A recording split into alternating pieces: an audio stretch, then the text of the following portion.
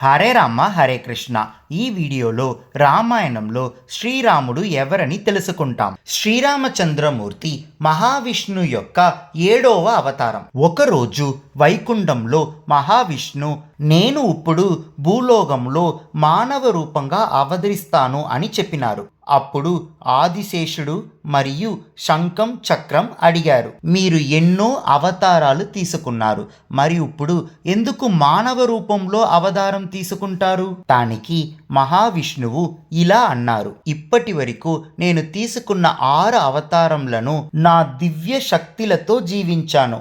కానీ ఈ రామ అవతారంలో మాత్రం నేను ఏ శక్తిని ఉపయోగించకుండా ఒక సాధారణ మనిషిలా జీవిస్తాను. ఎందుకంటే చాలామంది మన కష్టంలో ఉన్నప్పుడు ధర్మాన్ని ఎలా పాటించాలని ప్రశ్నిస్తున్నారు. దేవుడైనా మనిషిగా పుట్టి కష్టాలు పడితే ధర్మం నుంచి తప్పిపోతారు అని అంటున్నారు. అందుకే నేను మనిషిగా పుట్టి అన్ని కష్టాలను అనుభవిస్తూ కూడా ధర్మ మార్గంలోనే తప్పకుండా జీవిస్తాను, అందరికీ ఒక ఉదాహరణంగా నిలుస్తాను అని మహావిష్ణు చెప్పారు. ఇది విన్న ఆదిశేషుడు శంఖుచక్రం ఇలా అన్నారు, మీరు మాత్రం ఇంత కష్టాలు అనుభవిస్తూ ఉంటే మేం ఎలా నిశ్చలంగా ఉండగలం?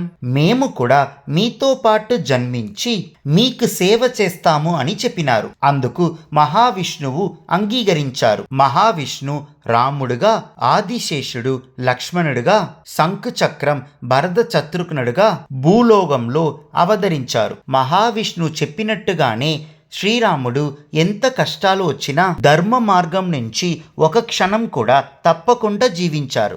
మన ఈసీజీ కార్డ్స్లో శ్రీరాముడిని జోకర్ కార్డ్లో ఎందుకు పెట్టామంటే joker is not a zero, joker is a hero. Playing cards ఆడేవారికి తెలుసు జోకర్ కార్డ్ వస్తే ఎంత సంతోషపడతారని. అదే విధంగా శ్రీరాముడు మన జీవితంలో వస్తే మనకు ఎంతో ఆనందం మరియు శాంతి లభిస్తుంది. అందుకే శ్రీరాముడు మరియు సీతాదేవిని జోకర్ కార్డ్స్లో ఉంచాం. దీంతోనే మీకు అర్థమవుతుంది. మన ఈసీజీ కార్డ్స్లో శ్రీరాముడుకు పాజిటివ్ సింబల్ ఇచ్చినాము. ఎందుకంటే శ్రీరాముడు ఎంత కష్టాలు వచ్చినా కూడా ధర్మ మార్గంలోనే జీవించారు. అందుకే శ్రీరాముడికి మన ఈసీజీ కార్డ్స్లో పాజిటివ్ సింబల్ ఇచ్చినాము.